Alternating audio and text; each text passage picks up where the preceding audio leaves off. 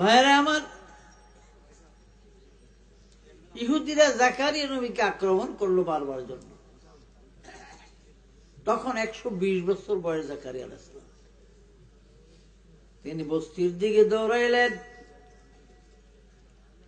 আর দৌড়াইতে পারে না বৃদ্ধ মানুষ। সামনে বিশাল একটা গাছ দেখে গাছের সামনে দাঁড়াইলেন, আর বলে, গাছ রে, আমি বুড়া মানুষ, আর দৌড়াইতে পারি না রে গাছ, তোর মধ্যে আমার একটু জায়গা দে। গাছটা ফাঁক হয়ে যায়, নবী গাছের মধ্যে ঢুকে যায়। ইবলিস শয়তান বুইরা দরবেশের সুরত ধরে জাকারিয়া নবীর চাদরের কোনা চিপার মধ্যে আটকায়া রাখে, চাদরের কোনা টাইনা ধরে রাখে। ইহুদিরা এসে যখন জাকারিয়া নবীরে দেখে না, দেখে এক দরবেশ দাঁড়ানো। ও দরবেশ সাহেব, আমাদের জাকারিয়া নবীকে দেখছেন আপনি? বলে, আমি তো বাবা চিনি না, তবে এই সুরতের একজন বুড়া মানুষ এই মাত্র এই গাছের ভিতরে ঢুকলো। মিয়া বাড়ি কই তোমার? মানুষ আবার গাছের মধ্যে ঢুকে কেমবে? বলে, কেমবে ঢুকিস তা কি আমি জানি? এই দেখেন না চাদর, আমি ঢুকেছি চাদর। চাদর দেখে চিনছে কাফের। করাত লাগাইছে পাতালে গাছ কেটে।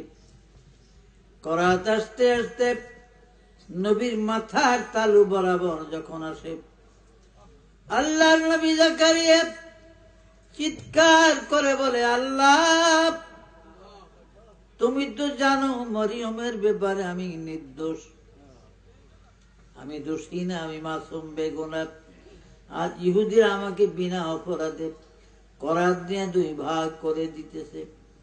আমার আল্লাহ ডেকে বলেন, জাকারিয়া রে, তুমি যখন দৌড়াইতে ছিলা রে জাকারিয়া, আমি আল্লাহ আমার কুদরতি পাওগুলি তোমার পায়ের সঙ্গে লাগাইয়া দিয়েছিলাম।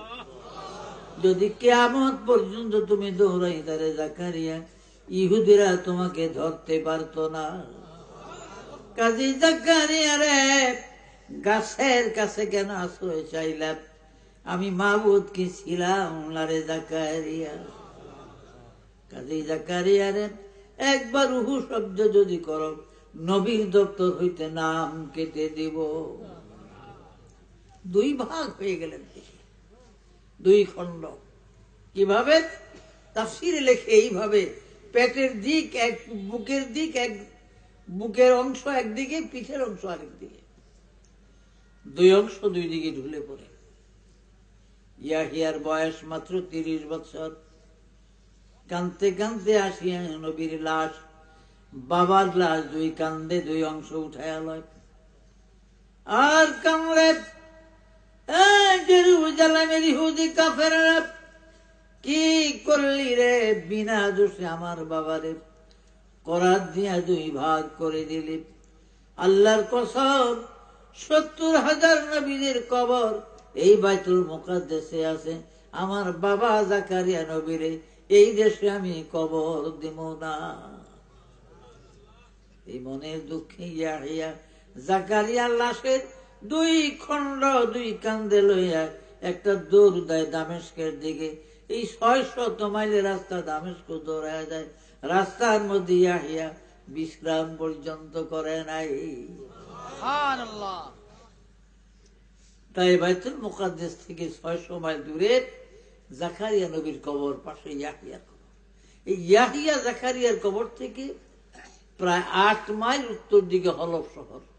এই হলবের মধ্যে মুসলিম জাহানের বিখ্যাত বীর যোদ্ধা হযরত সেনাপতি খালেদ বিন ওলীদ রাদিয়াল্লাহু আনহুর কবর। আমি গুনাহগার কয়েকবার জিয়ারত করেছি। যে খালেদের মাথার লোহার টুপি এখনো বাইতুল মুকাদ্দাস ইসলামিক মিউজিয়ামের মধ্যে আছে। টুপিটা এত বড়, যার মধ্যে 22 কেজি আটার গুঁড়া সামাই হয়। 10টা ঝুমকা আছে, গালের থেকে ঘাড় পর্যন্ত। ডান দিকে 10টা লোহার, 5টা লোহার ঝুমকা, বাম দিকে 5টা লোহার ঝুমকা। এক একটা ঝুমকার ওজন 1-2 পোয়ার কম হবে না। আর টুপির সামনে এইভাবে ঢালাই করে দুইটা তলোয়ার গাথা আছে, এক একটা তলোয়ারের ওজন 10 কেজির কম হবে না। এই দুই তলোয়ারের মাঝখানে 2 লাইন আরবি কবিতা লেখা আছে। আর এই 2 লাইন কবিতা খালেদ যুদ্ধের ময়দানে দাঁড়ায় পাঠ করতেন। আল জাবানাতু ফিল হারবি আরু ওয়ামান ফাররা লাম ইয়ানজু মিনান নারি। এর অর্থ হলো, এরে কাফের বেঈমানরা, কার মা বাবারে পুত্র হারা বানাবি, কার বিবি গরে বিধবা বানাবি, কার সন্তান এতিম বানাবি, আয় রে আয়, আমি খালেদের তলোয়ারের সামনে আয় রে। ওমান ফাররাত লাম ইয়ানজু মিনান নারি, এই তলোয়ার দিয়া আমি দুদকের পথ দেখাইয়া দেই। 304টা যুদ্ধ করছেন খালেদের জীবনে, তার মধ্যে 23টা যুদ্ধের ভিতরে তীর তলোয়ার ব্যবহার করে নাই। তীর তলোয়ার ব্যবহার করে নাই 23টা যুদ্ধে। এই 23টা যুদ্ধের মধ্যে একটা বৃহৎ যুদ্ধ হলো ইয়ারমুকের যুদ্ধ। রাজা ইজদুগরেদের 60,000 সৈন্য ছিল ইয়ারমুকের মাঠে। খালিদ মাত্র 12,000 মুজাহিদ নিয়ে মদিনার থেকে রওনা হলেন ইয়ারমুকের মাঠে।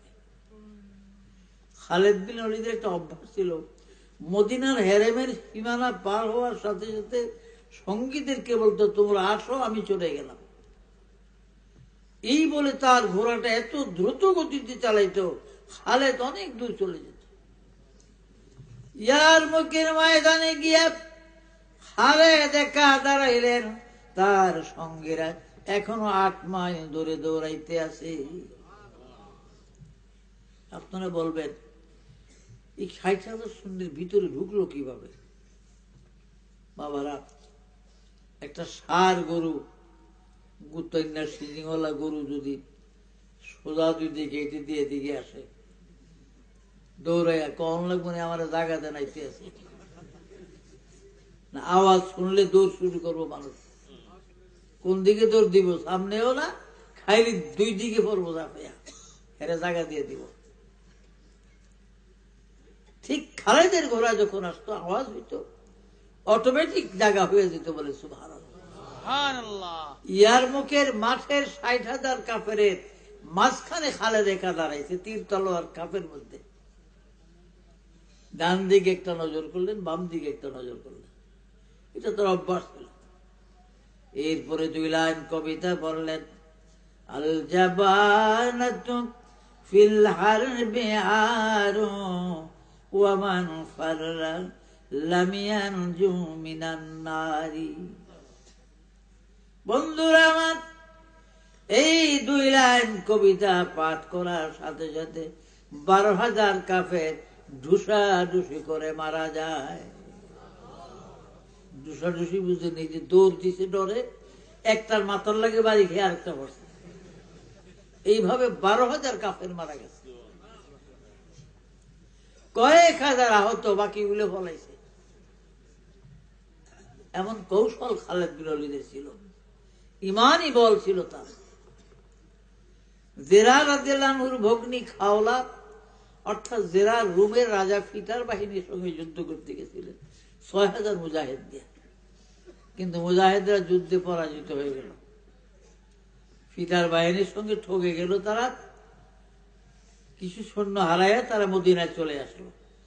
অথচ জেরারের আপন বোন খাওলা সহ 30 জন যুবতী মহিলা বন্দী হয়ে যায় যুদ্ধে ফিতার বাহিনীর হাতে। আপনারা হয়তো বলতে পারেন যে মেয়ে লোক যুদ্ধে গেছে গা। বিবি আয়েশা রাদিয়াল্লাহু আনহা যাইতেন যুদ্ধে। তিনি কি করতেন?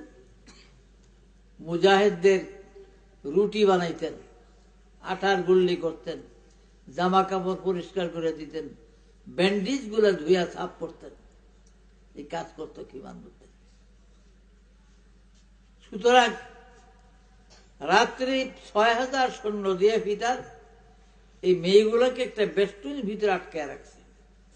খুব ভোরে রাজা ফিতার আসছে, আসাই বলে, হে মদিনার মেয়েরা, তোমাদের মধ্যে জেরারের বোন খাওলাকে দেখিয়ে দিল সবাই। এই যে খাওলা। পিতার বলে, খাওলা, কয়েকদিন পূর্বে আমার বাবা মারা গেছে, আমি বর্তমান রোমের রাজা, এখনো বিবাহ করি নাই।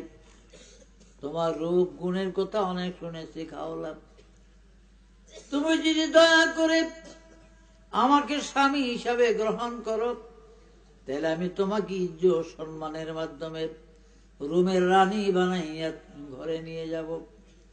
আর তোমার সাথী মেয়েরা যদি এদেশে থাকতে চায়, আমি হীরা মণি মুক্তা দিয়া সুন্দর ঘর বাড়ি তাদের করে দিব। আর মদিনায় চলে যেতে চাইলে ইজ্জত সহকারে মদিনায় পাঠিয়ে দিব। বলো খাওলা, কি বলো তুমি? হযরত খাওলা কি করলেন? এইভাবে থুক করে স্যাপ মারলেন, থুক মেলা মারলেন, স্যাপ স্যাপ। আর স্যাপ গুলি ডাইরেক্ট ফিডারের মুখের ভিতরে গিয়ে ঢুকছে। আরব দেশে স্যাপের মায়ের বড় সাংঘাতিক মায়ের, যারা আরবে ছিলেন, আরবে যারা আছেন বা থাইকে আইছেন তারা জানেন, স্যাপের মায়ের বড় সাংঘাতিক মায়ের। তীর তলোয়ার দিয়ে 10টা আঘাত করলে তো রাগ হইব না, একবার স্যাপ মারলে যা রাগ হয়। আমি দামেস্ক 2 বুড়ার ঝগড়া দেখছিলাম। দামেস্ক গালি আছে, আম্মু দেশের বুড়াকে গালি না, বাংলাদেশের বুড়ারা তো মাশাআল্লাহ 70 বছর বুড়ায় গোস কাঁচা দিয়া যে গালি দেয়, 500 বার মেঘনা নদী কুলি করলে মুখ পরিষ্কার হইতো না। বুড়া তাকে 3টা গালি খুব জঘন্য। একটা হলো গাওয়াত, গাওয়াত মানে অসভ্য। আর একটা গালি হলো আর সেবনুল আর, মানে দুলার ফুট দুলা। আম্মু দেশে তো 70-80 বছর বুড়ারে দুলার ফুট দুলা করে আরো খুশি হইব। আমার দুলা কইছে খুশি হইব না, কিন্তু তারা সেতে। আরেকটা গালি হইল হারামি দেজাত। আরবিতে হারামি কয় চোরেরে, আর দাদাতুর মানে মুরগি। তো হারামি দেজাত মানে মুরগি চোর। এইটা খুলে যে সেতে এক বুড়া আর এক বুড়ারে কয় আনতা গাওয়াত কয়া লাভ দিয়ে থুক করে সেপ মারে এই বুড়ার। আবার এই বুড়ায় কয় আনতা আর সেবনুল আর, তুই দুলার ফুট দুলা কয়া হ্যাঁ আবার সেপ মেলা মারে এই বুড়ার। এদিকে বুড়ে আবার চিত্তা কয় আনতা হারামি দাদাত, তুই মুরগি চোর কয়া আবার হ্যাঁ সেপ মারে। এক বুড়ার আর এক বুড়ে সেপ দিয়ে গোসল করে এলো। তো ফিটারের মুখের মধ্যে খাওলার সেপ পড়ছে, সরব না? সেনাপতি সৈনিক ইতিহাসে কোনো কথা বলে না। এই খাওলা, বল কিছু বল, কেন ফিটারকে থুক মারতে গেলেন? খাওলা এবার বলে, শোনো ভগ্নীরা, আমরা ভয় করি না, আমরা এদের সঙ্গে আমরা যুদ্ধ করব। কি দিয়ে যুদ্ধ করবি? একটা তীর নাই, একটা তলোয়ার নাই, একটা ঘোড়া নাই। বলে তীর তলোয়ার ঘোড়ার প্রয়োজন হবে না, এই খিমার খুঁটিগুলাই যথেষ্ট এই কুত্তাগুলি মারবার জন্য। সঙ্গে সঙ্গে খিমার খুঁটিগুলা উঠে লইলেন। আর বিসমিল্লাহ বলে এক একটা বাড়ি দেখ, এক একটা আঘাত করে, এক একটা আঘাতের সঙ্গে 10 জন 20 জন 30 জন করে ফিটার বাহিনী সৈন্য মারা যাইতেছে। তারপরে কিছু ফলিয়া রাজধানী গিয়ে উঠছে। ফিটার দিকে কিরে তোর আজকা? বলে হুজুর খবর, জেরারের বোন সহ 30 জন যুবতী মহিলা যে খিমার খুঁটি দিয়া মায়ের শুরু করছে, আমরা কুলাই রাখারি মহিলা দিই। তাই নাকি? ফিটার 12,000 রিজার্ভ বাহিনী পাঠালে, যাও এদেরকে বেষ্টনী দিয়ে ধরে রাজধানীতে নিয়ে আসো। দাদা নদী পার হয়ে তারা আসতেছে। খাওলার সাথী মেয়েরা দেখে, এবার তারা কান্দে, খাওলা এবার কি করবি? প্রথম দফা হয়তো কিবার খুঁটির দ্বারা আমরা কোন রকম ইজ্জত সম্মান বাঁচাইলাম, এইবার কি হবে আমাদের? ওই দেখ হাজার হাজার সৈন্য আসতেছে। খাওলা ভালো মন্দ কথা বলে না, কতক্ষণ পর পর খালি মাটির মধ্যে কান লাগায়। একটু পরে হযরত খাওলা মুস্কি মুস্কি হাসে। তার সাথী মেয়েরা বলে, খাওলা গো, আমরা কেঁদে কুল পাই না, আর তুই হাসো, তার কারণ কি? হযরত খাওলা বলেন, এ ভগ্নীরা, আর ভয় নেই, কসম আল্লাহর, একবার মাটিতে কান লাগিয়ে শুনব, আমি খালেদের ঘোড়ার পায়ের শব্দ শুনতেছি। খালেদের ঘোড়ার পায়ের শব্দ শুনতেছি। তারিখ কিতাবে লেখে, তখন খালেদ 8 মাইল দূরে আসতেছে। এই 8 মাইল দূরের থেকে দাজলার কিনার পর্যন্ত তার ঘোড়ার পায়ের শব্দ এসেছিল বলে সুবহানাল্লাহ। খালেদ বিন ওলীদ আইসেই 12,000 সৈন্যের মধ্যে ঝাঁপিয়ে পড়লেন। তীর তলোয়ার তো খুলেন না, খালি 2 লাইন কবিতা পড়লেন। আল জাবানাতু ফিল হারবি আরু ওয়া মান ফাররাত লাম ইয়ানজু মিনান নারি। সাথে সাথে ফিতার বাহিনীর পাল পিঠে উঠে গেছে, বহু সৈন্য মারা গেল। ডুসাডুসি করে বহু দাজলা নদীর পরে মরলো, বাকিগুলা অনেক কষ্টে রাজধানী চলে যায়। 30 জন যুবতী মেয়েকে হাতির পিঠে আম্বরি বানাইয়া সুসজ্জিত করে মদিনায় ইজ্জতের সাথে পাঠিয়ে দিলেন খালেদ। মদিনায় পাঠিয়ে দিলেন তাদেরকে। তো হযরত ওমর রাদিয়াল্লাহু আনহু মাঝে মাঝে জিজ্ঞাসতেন, খালেদ রে, তুমি যে হাজার হাজার কাফেরের ভিতরে ঢুকে যাও, মাঝখানে ঢুকে যাও তীর তলোয়ার বাদে, তোমার কি ভয় লাগে না? ডর লাগে না তোমার? তোমার কি মায়া মমতা নাই জীবনের? খালেদ বিন ওলীদ বলতেন, আমার ডর ভয় দুটোটা আছে, হৃদয়ে ডর আছে, ভয় আছে রে ওমর, একমাত্র আল্লাহর ভয়, আল্লাহর ডর ছাড়া আর কোনো ডর ভয় নাই। আর এই হৃদয়ের মধ্যে বাবার মায়া নাই, মার মায়া নাই, বিবির মায়া নাই, সন্তানের মায়াও নাই রে ওমর। এমনকি আমি খালেদের নিজের জীবনের মায়া নাই। উমরে, খালেদের হৃদয়টা ভরা শুধু নবী কামলিওয়ালার মায়া। আল্লাহর নবীর মায়া এবং মহাব্বত, আল্লাহর ভয়, এই 2 জিনিসের মাধ্যমে আমি খালেদ যুদ্ধে কোনোদিন পরাজিত হই না। মুসলমান ছিল তারা, আর আমরাও তো মুসলমান। মাশাআল্লাহ, হ্যাঁ, আমরাও তো মুসলমান। সময় এখনো আছে। কয়দিন থাকবেন দুনিয়াতে? কয়দিন বাহাদুরি করবেন? আজকে দেখেন না বাংলাদেশের জাদ্রাইল নেতাগুলি কি অবস্থায় আছে। যেদিন গর্ভবতীর গর্ভ খালাস হয়ে যাবে,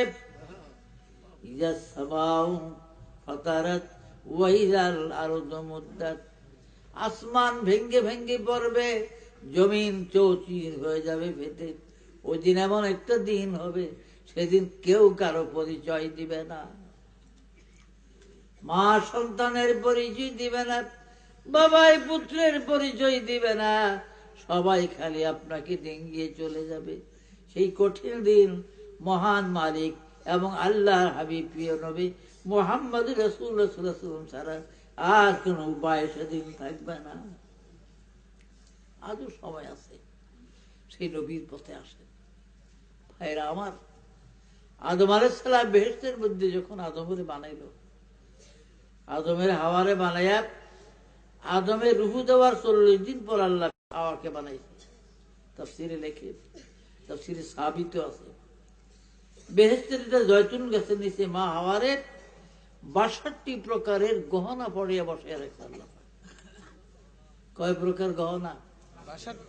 62 প্রকারের গহনা। আল্লাহর কোন গহনার অভাব আছে? নেই। অভাব আছেও? কোন পায়া কোন অবাস হয়ে যায়। এই 62 প্রকারের গহনা পড়াইয়া বসে রাখছে মা হাওয়ার একটা জৈতুন গাছের নিচে। আদম দূরের থেকে দেখছে, আস্তে আস্তে আগাইছে হাওয়ার কি মাথার উপরে হাত নিছে, হাত দিয়ে জিগাইব, কে তুমি? আল্লাহ দেখে বলে, আদম, মেয়েটির মাথায় হাত দিও না। আদম রে, এই মেয়েটার নাম হাওয়া, আমি তার নাম হাওয়া রাখছি, তোমার জীবন সঙ্গিনী হবে, তোমার অর্ধাঙ্গিনী হবে রে আদম। খবরদার হাওয়ার গায়ে হাত দিও না, আগে মোহর আদায় করে লও। মোহর আদায় না করে ধরো না। আদম নবী বলেন, আল্লাহ গো, তাফসীরে সাবিতে লেখে, আল্লাহ এটা তো জান্নাত, এখানে মোহর কোথায় পাবো গো আল্লাহ? আমার আল্লাহ বলে, আদম তুমি বেহেশতের গাছের দিকে, পাতার দিকে, আমার আরশের দিকে লক্ষ্য করে কি দেখো? আদম বলে, আল্লাহ যেই দিকে নজর করি ওই দিকে তোমার আল্লাহর নামের সাথে একটা নাম দেখা যায়, মুহাম্মাদুর রাসূলুল্লাহ। আল্লাহ পাক বলে, আদম রে, তাইলে ওই মুহাম্মদ নামের উপরে তুমি 10 বার করে দুরূদ শরীফ পড়ো, আর হাওয়াকে 10 বার দুরূদ শরীফ পড়তে বলো, তাইলে তোমাদের বিবাহের মোহর আদায় হয়ে যাবে রে আদম। সুবহানাল্লাহ। বুঝলেন নি? আজ আমাদের দেশে কিছু মুসলমান আছে দুরূদ শরীফ পড়তে রাজি না। আমি তাকে নাম রাখছি ছাগল্লা মুসলমান। ছাগল যেমন পানি তুলামতে রাজি না, এরাও দুরূদ শরীফ পড়তে রাজি না। এক দোকানদারে 3 দিন হরতাল ভাইয়া বাড়িত গেছে, তো ছাগলটা গোসল করাই, ওর তো গোসল করাই না কয়েক মাস। ছাগলের খুঁটার দরিয়া পুকুরের দিকে টানে, পুষ্করের দিকে। ছাগলে তো পানি দীক্ষা দিয়েছে, পানি দীক্ষা এই চিকুন ঠ্যাং দিয়া এমন খুঁটি দিয়েছে পিছনের দিকে, কয় টানেন কাম হইতো না। মালিকে টানে পানির দিকে, ছাগলে টানে উপরের দিকে। টানতে টানতে টানতে টানতে হস্তরিয়া গলাপ্তন দড়ি সুইটা, রশি সুইটা, ওই মালিকে পানি তুলে চিতুয়ে গোসল করে উঠছে, ছাগল এক দৌড়ে বাইর গেছে। আরে আমল নামায় দরুদ শরীফ বেশি যার, আমার নবীজির সুপারিশ আগে তার। কিয়ামতের ময়দানে হিসাব করিয়া গনিয়া গনিয়া যার আমল নামার মধ্যে দুরূদ শরীফ গোনা একবার বেশি পাওয়া যাবে, নবীজি তার সুপারিশ আগে করবে। সুবহানাল্লাহ। দুরূদ শরীফ বেশি বেশি পড়বে, একটা বেরিয়া ইবাদত। ওযু থাকলেও পড়তে পারে, না থাকলেও পড়তে পারে। সাইরুমি সার দেবী সার দুরূদ শরীফ বড় নানা আছে, কিন্তু নামাজের মধ্যে তো একাগ্রতা লাগবে। ইয়াকা নাবুদু, আল্লাহ খাসিয়ত তোমার ইবাদত করি, তখন ধ্যান করতে হইব। আল্লাহ দাঁড়ানো অবস্থায় সিজদার জায়গার দিকে নজর রাখতে হইব, রুকু অবস্থায় 2 পায়ের বুড়ি আঙ্গুলের দিকে নজর রাখতে হইব। কিন্তু দুরূদ শরীফ পড়তে এত কিছু লাগে? এটা বেরিয়ে ইবাদত। দুরূদ শরীফ পড়বেন, ইনশাআল্লাহ দিন ও দুনিয়ায় শান্তি লাভ করবে।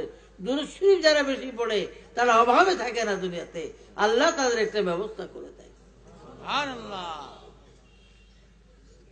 বালাগাল উলা বিকামালিহি কাশাফাদ দুজা বিজামালিহি হাসানাত জামি ওয়া খিসালিহি সাল্লাল্লাহু আলাইহি।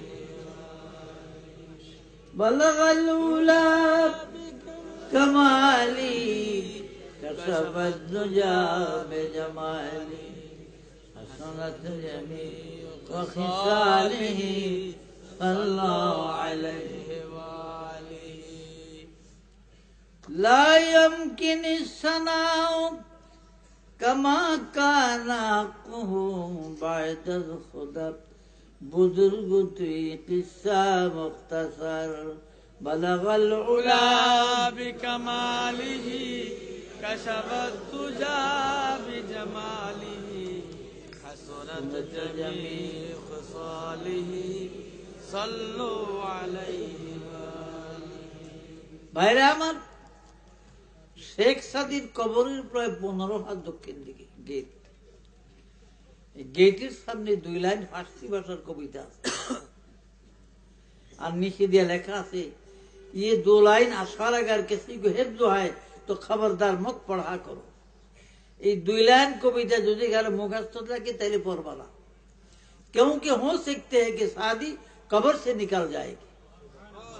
যদি পড়ো তো হইতে পারে শেখ সাদি কবর থেকে উঠে যাবে। 2 লাইন কবিতা কি? তাম্মলদার আয়নায় দিল কোনে, তাম্মল আয়নায় দিল কোনে, সফাই বতদরি যে হাসল কোনি। আরে সাদি, তোমার হৃদয়টা, তোমার দিলটা একমাত্র নূরে মোহাম্মদের দ্বারা আলোকিত করো, আয়না বানাও, তাইলে এই হৃদয়ের মধ্যে আল্লাহর জায়গা হবে। আল্লাহকে পাইতে হইলে, আল্লাহর নৈকট্য পেতে হলে হৃদয়কে আগে মোহাম্মদী আয়নায় পরিণত করো, বলে সুবহানাল্লাহ। ভাইরা, আজ আমরা তো অন্য ধরনের হয়ে গেছি। এক বেটায় আয়না কিনছিল 4 আনা দিয়া, জীবনে আয়না দেখে না কোনোদিন। যে আয়না দিয়ে কি দেখা যাবে, তোমার ভালো ছবি দেখবো, এটা আমি জানি। কাপড় দিয়ে ফেসিয়া বাড়িতে এনে থুয়ে দিছে। রাত্রে একদিন মনে হয়েছে একটা আয়না কিনছিলাম, চুপে উঠতে আয়না যখন ধরছে, দেখে যে ছবি বাড়ছে, নিজের ছবি যে বুঝে না। বাফার ছেলে মেয়েদের তো চেহারার মিল আছে। বাবা, হে বাবা, কেমন আছো গো বাবা তুমি? অনেকদিন পর দেখলাম বাবারে। কই আবার অনেকক্ষণ কানছে কাছে বাবারে, কুইছা হচ্ছে, আবার আবার খেতাম বলে ধুয়ে দিচ্ছে, আবার গুজিয়া রুকিয়া রাখে। একদিন তো বউ খেয়াল করছে, আর লাগে কথা কয়, গিয়া দেখে যে আয়নার সামনে কথা কইছে। তুই কার লাগে কথা কর? আপনি কি আরেকটা বিয়া করছেন? এই বল লাগে রাইত কথা কর, কারে না কইতো কি একটা আয়না, এই যে বাবার ছবি, কই দেখি টান দিয়ে বউ লয়ে গেছে। ও বউ নিয়ে নিজের ছবি দেখে, বউ তো কোনোদিন নিজের ছবি দেখে না। বলে কি এর বাবা শয়তানি কই পাইছেন, কই জানি এক বিয়া করছে, আবার হতি দেখা যায়।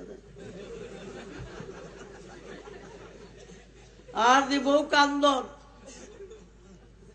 বেলা কি বিপদ হলাম, এটা কি ফুলার বউ শাশুড়ি জিগায় কি গো বৌমা কান্দ, কইের না মা, আমনের ফুলা আমারও আর একটা বিয়ে করছে। বলে কই কই দেখেন এই যে বউ। ওর বুড়ি যখন সামনে ধরছে, কারে দেখবো বুড়ি? নিজের চেহারাটা। বুড়ি যে গালি, গোলাম গোলাম বিয়া করছিলি, এটা জোয়ান যায় মায়া আছে দেখতেই, এই চুল ফাঁকনা বুড়ি দিয়ে বিয়া করছে, চুল ফাঁকনা বুড়ি রেখে বিয়া করছে। বাবারা, হৃদয়টা যদি মোহাম্মদী আয়না হয়, নবী কামলিওয়ালা আয়না, মোহাম্মদী আয়না হলে কারে দেখা দেবে? হৃদয়ে আল্লাহরে দেখা দেবে। যেই হৃদয়ে আল্লাহর প্রেম ভালোবাসা আসে না, সেই হৃদয় কি হৃদয় না। ও দিল দিল नहीं, जिस दिल में तू नहीं, वो ईमान ईमान नहीं, जिस ईमान में खुदा नहीं। ওই দিলের কোন দাম নাই যে দিলের মধ্যে আল্লাহ নাই, আল্লাহ রাসূল নাই। ওই ইমানের কোন দাম নাই যে ইমানের মধ্যে আল্লাহর নাম নাই। আজকে তো আমরা আল্লাহকে ভুলে গেছি। মরতে হবে, মৌত একদিন আছে। ঈসা নবী মরা মানুষ জীবিত করতেন তিনি। হাজার হাজার বছর পূর্বের মৃত মানুষের কবরের কিনারে দাঁড়িয়ে ঈসা নবী কম বীজ নিলা বললে মরা মানুষ গুলা দাঁড়িয়ে যাইতো, বলেন সুবহানাল্লাহ। আর আপনি আমি কম বীজ নিলা করলে মানুষ তো দুর্গতা কুত্তো তো উঠতো না, বলতো না। হযরত ঈসা আলাইহিস সালামকে বাইতুল মুকাদ্দাসের ইহুদির একদিন ধরলো, ঈসা গো আমাদের সাথে চলেন একটা কবরের কাছে। কোথায়? নূহ নবীর ছেলে শামের কবরের কাছে চলেন। যদি শামকে জীবিত করে দেখাইতে পারেন তো আমরা আপনার কলেমা পড়ে মুসলমান হয়ে যাব। বলে আচ্ছা চলো।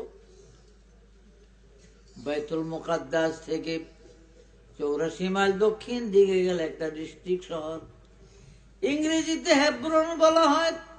আরবিতে আল খালিল বা বাইতে খালিল রহমান বলে, এবং তাওরাতের ভাষায় এই শহরকে জাবরুন বলা হয়। এই জাবরুনের মধ্যে ইব্রাহিম আলাইহিস সালামের মাজার, সাদা পাথরের তৈরি। বাড়িটা বানাইছি ফেরেশতারা। ইব্রাহিম নবী যখন নমরুদের অগ্নিকুণ্ডের মধ্যে ছিলেন 40 দিন, এই 40 দিনে ফেরেশতারা জাবরুনের বাড়ি বানাইছে বলে সুবহানাল্লাহ। সুবহানাল্লাহ। অনেক লম্বা ঘটনা। জিবরাইল আলাইহিস সালাম ইব্রাহিম নবীকে অগ্নিকুণ্ডের থেকে বের হওয়ার পরেই দেখা করলেন। জিবরাইল সবুজ পোশাক পরে, সবুজ পাগড়ি পরিধান করে হযরত ইব্রাহিম নবীর সামনে আসলেন। ইব্রাহিম নবী মাত্র 20 বছরের যুবক।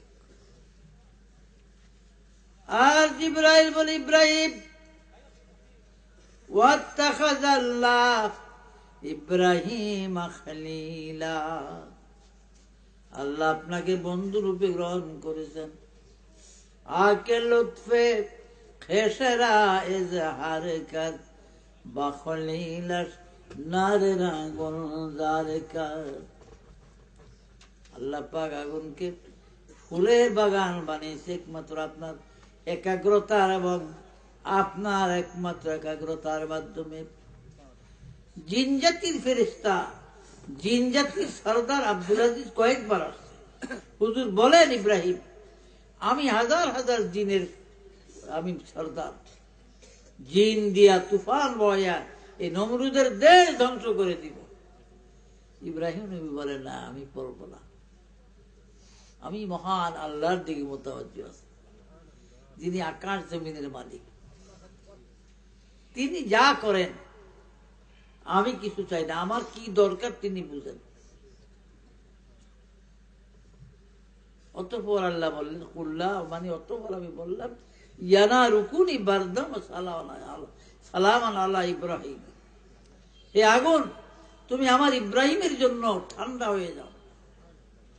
এমন ঠান্ডা হয়ে না যাতে ইব্রাহিমের কষ্ট হয়, শান্তিদায়ক ঠান্ডা। ঠান্ডারও তো একটা নিয়ম আছে।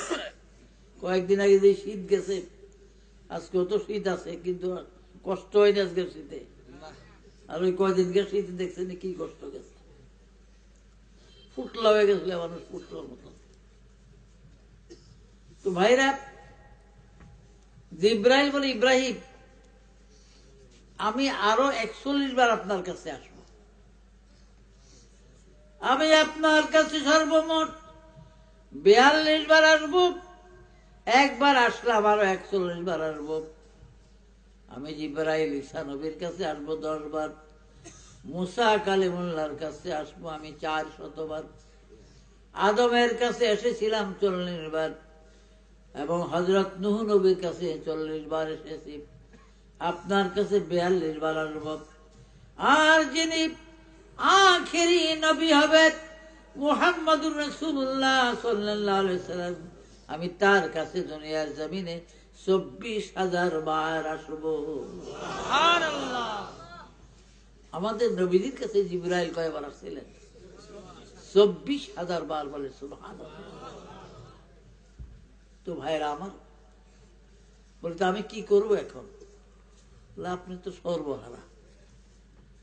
সর্বহারা মানে কি? যার কিছু নাই, মা নাই, বাপ নাই, ভাই নাই, ব্রাদর নাই, বাড়ি নাই, আছে কিছু ইব্রাহিম নবীর, কারণ বাপে ধইরা নমরুদের কাছে দিয়ে গেছে। আর কি থাকে? ইব্রাহিম আলাইহিস সালাম চলে গেলেন। কোথায় যাব? বলে এই পথে যান গিয়ে আপনি। আপনি যান, আপনি গেলেই রাস্তা দেখবেন। যাইতে যাইতে অনেক দূর গেলেন, ফারান এলাকার ভিতরে গেলেন, সিরিয়ার। গিয়ে দেখে একটা ময়দানের মধ্যে অনেক মানুষ, অনেক মানুষ লাইন বাই লাইন দাঁড়িয়ে রয়েছে। রাজা, উজিরের ছেলেরা, সদাগর, জমিদারের ছেলেরা। একটু পিছনে গেছে ইব্রাহিম নবী, জিজ্ঞাসা কি ওইখানে কি? বলে কিছু জানো না মিয়া, বাড়ি কই তোমার?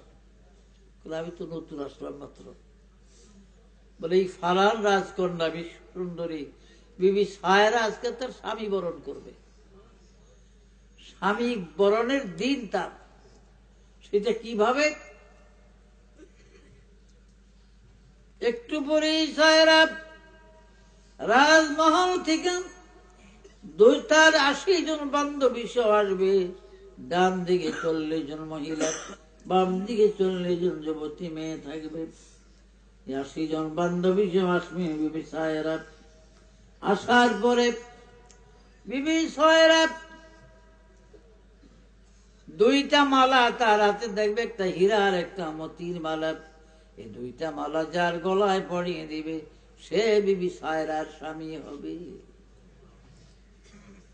ইব্রাহিম নবী বলেন, তাইলে তোমরা যে লাইনও খারাইছো দাঁড়াইছো, তোমরা কি সেই আশায় দাঁড়াইছো? বলে, হ ভাই, বলা যায় না কারণ যদি লাগিয়া যায়।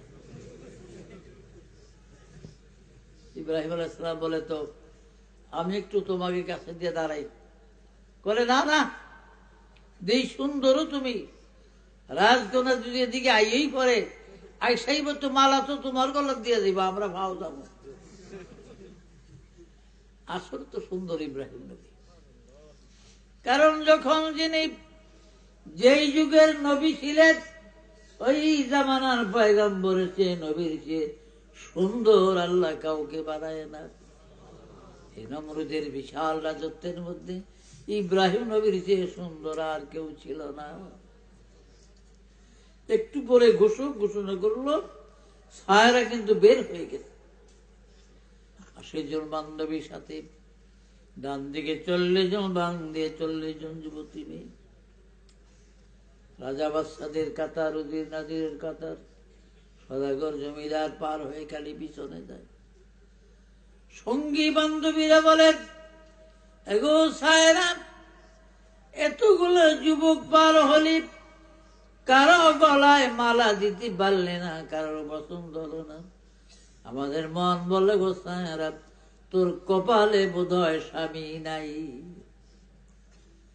বিবি সায়রা বলেন, বান্ধবীরে গো, তোরা বল আমি মালা কার গলায় দিব?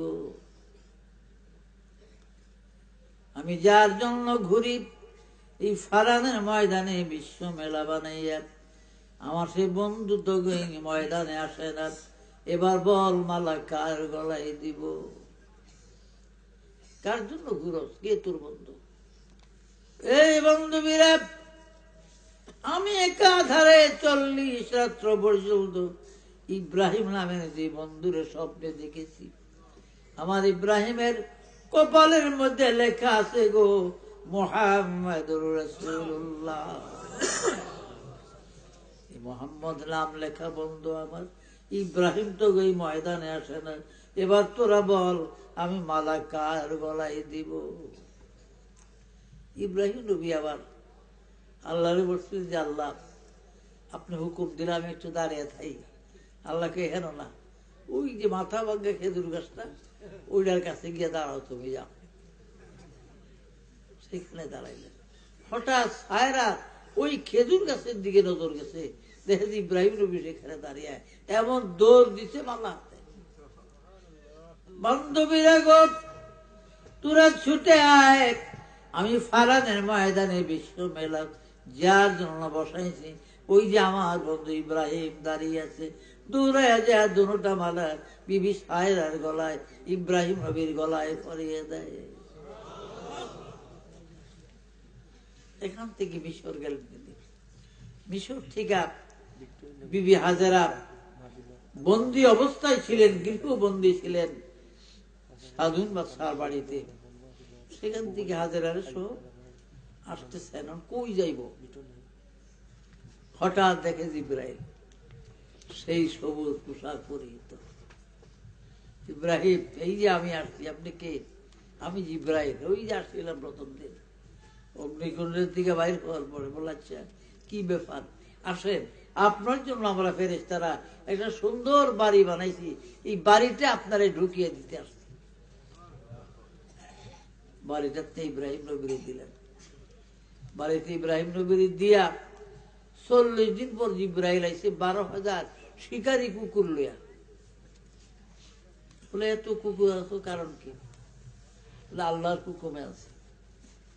আল্লাহ পাক বলছে, এই 12,000 কুকুর, 12,000 কুকুরের গলায় 12,000 সোনার মেডল ঝুলতেছে, এক একটা কুকুরের গলা এক একটা সোনার মেডল। সিরে জাবেরিতে লেখে, মুফতি শফি সাহেবের কিতাব শফির আইনের মধ্যে লেখে, ইব্রাহিম আলাইহিস সালাম জিজ্ঞাসা করি জিবরিল এই কুকুর দিয়ে কি করব? আপনি কিছু করতে হবে না, খাওয়াইতে হবে না, জায়গা দিতে হবে না, কুকুর গুলাই ভাবে ময়দানে থাকবে, আমি 40 দিন পর আবার নিয়ে যাব, কি করব আমি? ও ইব্রাহিম, এই বেবিলনের মানুষ আল্লাহর অতি আদরের নয়, আল্লাহর গজবের পাত্র। তারা আপনি প্রতিদিন একবার কুকুর গুলে নিয়ে বেবিলনের মধ্যে একটা চক্কর দিবেন, শুধু একটা চক্করণ দিবেন। ইব্রাহিম নবী যখন কুকুর 12,000 কুকুর সোনার মেডল 12,000 গলায় যখন ঘুরে নমরুদের গোষ্ঠীটা ডোরে ছুটিকে ঘরের দরজা জানালা সব বন্ধ করে বসে থাকে, আর ফাঁকে দিয়া খালি চায়। আর একজন আরেকজনকে বলে, দেখ রে,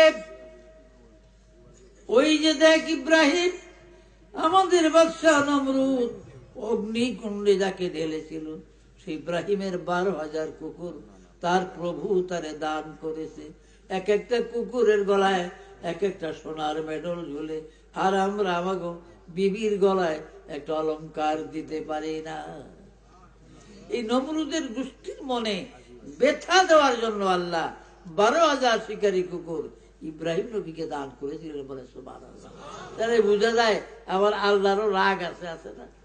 মিশকাত শরীফে হাদিস আছে, হুজুর বলছেন রাস্তা দিয়ে হাঁটবার কালে একজন বিজাতি কাফের মুশরিক যদি হাঁটে তো ফারো যদি কুস্তি দিয়া রাস্তার বাইরে ফালিয়া দাও তারে, কারণ আন্নাল আরুদা ইয়ারিসুহা ইবাদিয়া সালিহুন কুরআন আয়াত, আমি জমিনের প্রতিটা কদমের মালিক বানাইছি আমার মোমেন বান্দাদেরকে বলে সুবহানাল্লাহ। কাফের জন্য দুনিয়া বানাই না। আল্লাহুম্মা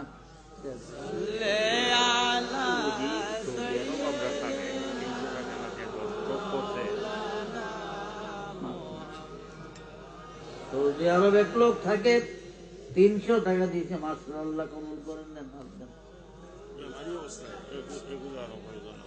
আরেকজন দিয়েছে কয়েকজনে, মাশাআল্লাহ। আল্লাহ আপনি কবুল করেন। একজন মুর্দারের জন্য দিচ্ছে আল্লাহ। লিটন নাম, বিদেশের ব্যাপারে দিছে, তার ওয়াইফও বাড়িতেই তার লাগি দোয়া করতাও, একটু ঝামেলা আছে। লিটন 5,000, লিটন মিয়া 5,000 টাকা দিছে, মাশাআল্লাহ। নিজেও বাড়ি দিছি বিদেশ থেকে, স্ত্রী হয়েছে। আল্লাহ হায়াত দারাজ করেন, আল্লাহ আবার সময় মতো গন্তব্যস্থানে তেরে পৌঁছায়েন, বলেন আমিন। লা ইলাহা ইল্লাল্লাহ, লা ইলাহা ইল্লাল্লাহ, লা ইলাহা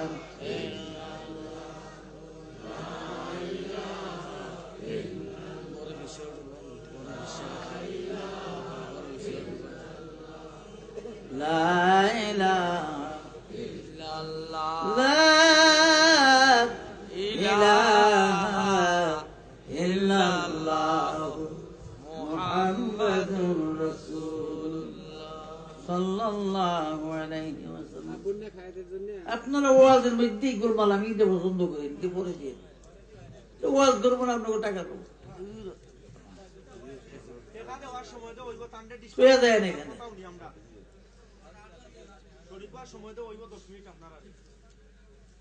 ভাইরা আমার,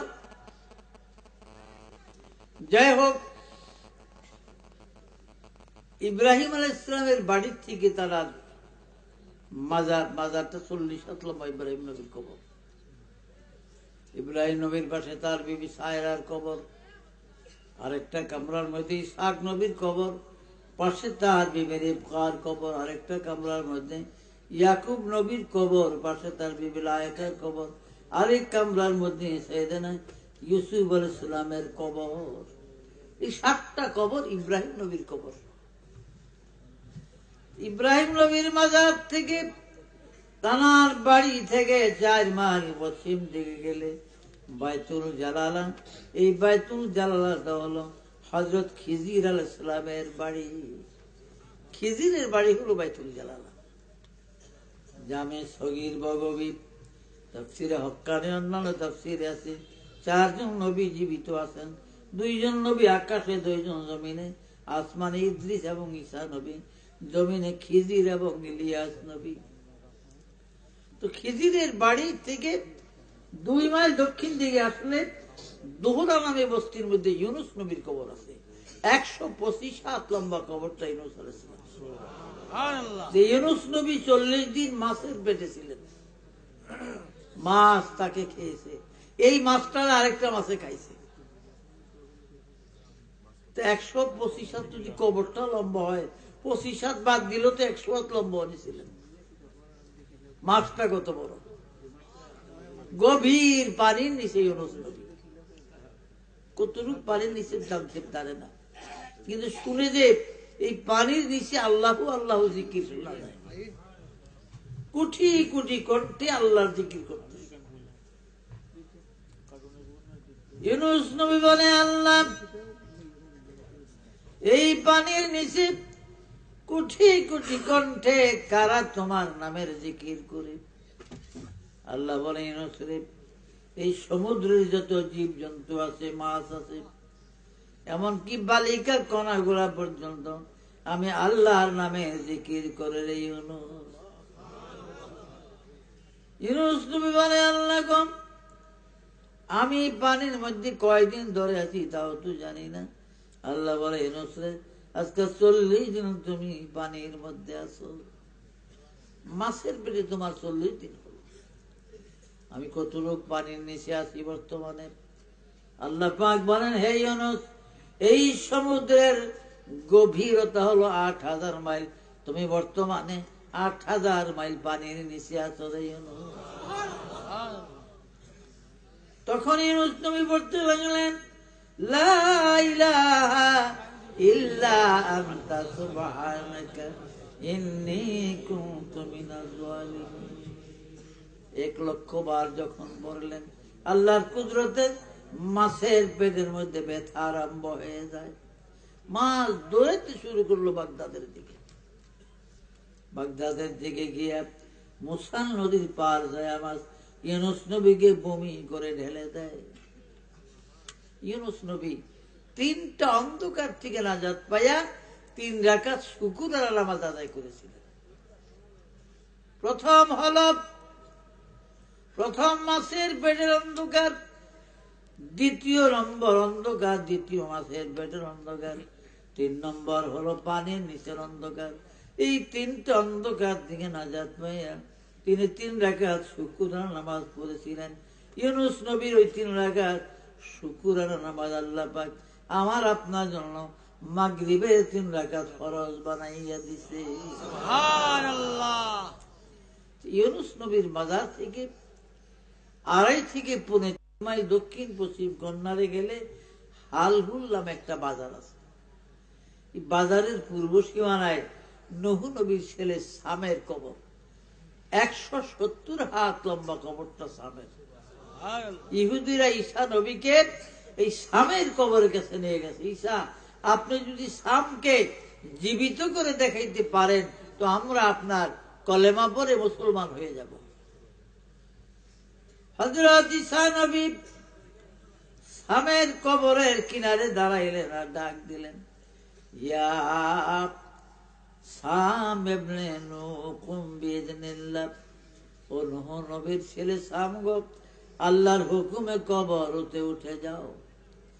সঙ্গে সঙ্গে নূহ নবীর ছেলে সামের এই সিনা পরিমাণ, বুক পরিমাণ জমিনের উপরে ভাসিয়া উঠে, আর শরীরটা থরথর করে কাঁপতেছে। ঈসা নবী জিজ্ঞাসা করে, সাম, কত বছর আপনি এই কবরের মধ্যে? সাম কান্দে আর বলে, ঈসারে, আজ 1-2 বছর নাই ঈসা, আজ দীর্ঘ 4000 বছর হলো আমি সাম এই কবরের বাসিন্দা। বুখারীতে আছে সামের মৃত্যুর 4000 বছর পরে ঈসা নবী তাকে জীবিত করেছেন। এটা বুখারী শরীফে আছে। ঈসা নবী দেখে সামের শরীরটা থরথর করে কাঁপে। ও সাম, এইভাবে কাফের কোন আপনি? সাম বলে ইসারে 4000 বছর আগে আজরাইল যেদিন আমার জান কবজ করে রুহুটা বাহির করে, ওই দিন আমার মৌতের যে কম্পন এসেছিল রে ঈসা, আজকে 4000 বছর পরে ওই মৌতের কম্পন আমার যায় না। হযরত ঈসা আলাইহিস সালাম দেখে যে সামের দাড়িগুলিও সাদা, চুলগুলিও সাদা, পাকনা দাড়ি। কি গো সাম, আপনার চুল দাড়ি সাদা, তার কারণ কি? আপনার বাবা নূহ নবী 1400 বছর হায়াত পেয়েছে, একটা দাড়ি চুল সাদা হয়নি। যুলকারনাইন বাদশাহ 1600 বছর হায়াত পেলেন, একটা দাড়ি চুল সাদা হয় নাই। সাদ্দাত 950 বছর হায়াত পেয়েছে, একটা দাড়ি চুল সাদা হয় নাই। আবার ফেরাউন দুনিয়ার জমিনে 750 বছর হায়াত পেয়েছে, একটা দাড়ি চুল ফেরাউনের সাদা হয় নাই। আদম নবী দুনিয়ার জমিনে 1000 বছর হায়াত পাইলেন, একটা দাড়ি চুল আদমের সাদা হয় নাই। ও সব, এই পৃথিবীর জমিনে অতি প্রথম দাড়ি চুল সাদা হয় ইব্রাহিম নবীর। ইব্রাহিম আগের যারা, তাদের দাড়ি চুল কালো ছিল, সাদা হয় নাই। কিন্তু আপনি তো ইব্রাহিমের অনেক আগের মানুষ, আপনার দাড়ি চুল তো কালো থাকবার কথা। ও সাব, আপনার চুল দাড়িগুলো সাদা, তার কারণ কি? সাব চিৎকার করে কান্দে আর বলি, স্যারে তুমি যখন আমার কবরের কিনারে দাঁড়াই আর ঈসা আমাকে সাম বলে ডাক দিয়েছ, আমি মনে করেছি বুঝি হাসরের ময়দান কায়েম হয়ে গেছে, কিয়ামতের হিসাব কিতাবের দিন এসে গেছে। এই জন্য ঈসারে কিয়ামতের ডরে, হাসরের হিসাব কিতাবের ভয়ে আমি সামের কালো দাড়িগুলি সাদা হয়ে গেছে। সেই মৌত আমার আপনার সামনে আছে, আছে না বাবা? मौत को तुम दूर न समझो, मौत है हर दम करीब, तुमको मोहलत ना दी जाए लम्हे लाने के लिए। মৃত্যুকে দূরে করিও না, মানুষ দূরে মনে করিও না, মৃত্যু অতি নিকটে তোমার। যেদিন আজরাইল আসবে ঠোঁট লাড়বার সময় দিবে না। লা ইলাহা ইল্লাল্লাহ, লা ইলাহা লা ইলাহা ইল্লাল্লাহ, লা ইলাহা ইল্লাল্লাহ, লা ইলাহা ইল্লাল্লাহ, লা ইলাহা ইল্লাল্লাহ, লা ইলাহা ইল্লাল্লাহ, লা ইলাহা ইল্লাল্লাহ মুহাম্মাদুর রাসূলুল্লাহ সাল্লাল্লাহু আলাইহি ওয়াসাল্লাম। তো ভাইরা, মৌতকে ভুলিয়ে দেন না। আমি কোরআনে পাকের 22 পারা থেকে প্রথম একটু আয়াতে কারিমা তেলাওয়াত করেছিলাম। বিসমিল্লাহির রহমানির রহিম। ওমা তাদরি নাফসুন মাযা তাকসিবু গাদাব, ওমা তাদরি নাফসুন বিআইয়ি আরদিন তামুত, ইন্নাল্লাহা আলিমুন খাবীর। আল্লাহ বলেন, পৃথিবীর কোন প্রাণী জানে না, কোন মানুষ জানে না কোথায়, কবে, কোন জায়গায় কি রিজিক, কি খাদ্য তার কিসমতে কিছু জানে না। আমায় তাদরি নাফসুন বিআইয়ি আরদিন তামুত, তার মৃত্যু কোথায় তাও সে জানে না। জানেন কবে মরবেন, কোন জায়গায় জানে কে?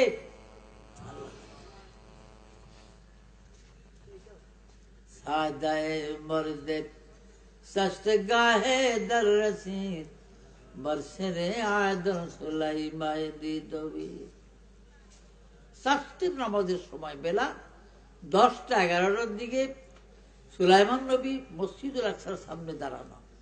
একটা লোক কাঁপতে কাঁপতে এসে হাজির হয়ে গেছে, কম্পিত শরীর কাঁপে।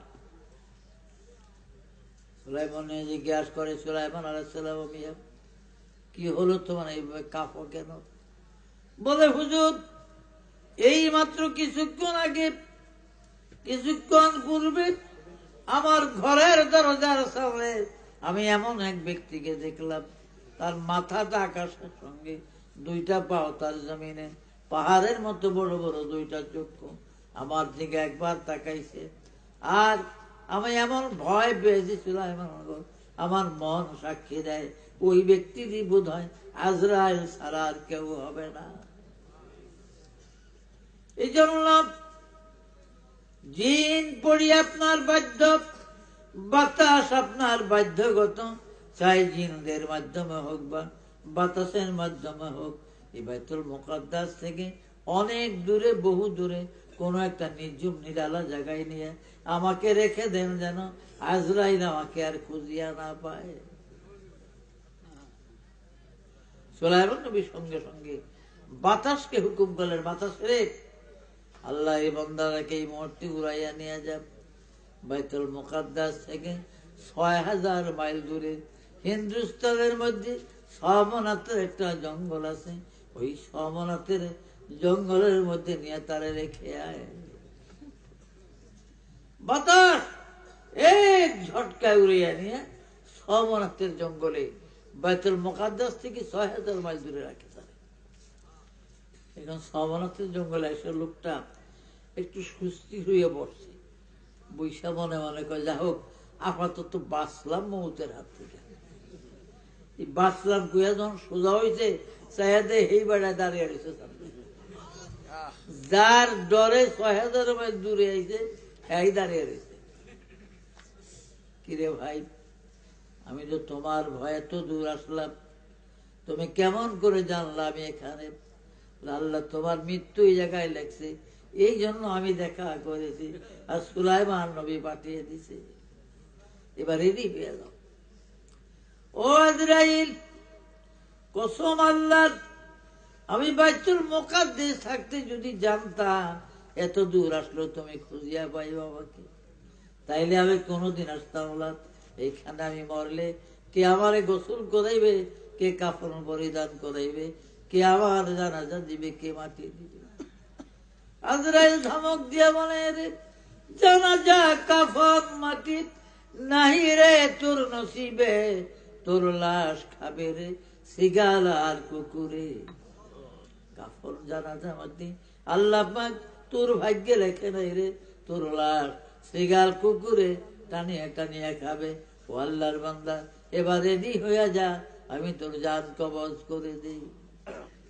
আজরাইল রূহ নিয়ে গেল, খালি খাঁচাটা সমানতের জঙ্গলে পড়ে রইল। এই জন্য আল্লাহ বলেন, অমায়তাদেরি নাফসুন মাজা তাকসিবু গাদা অমায়তাদেরি নাফসুন বিআই আরদিন তামুত।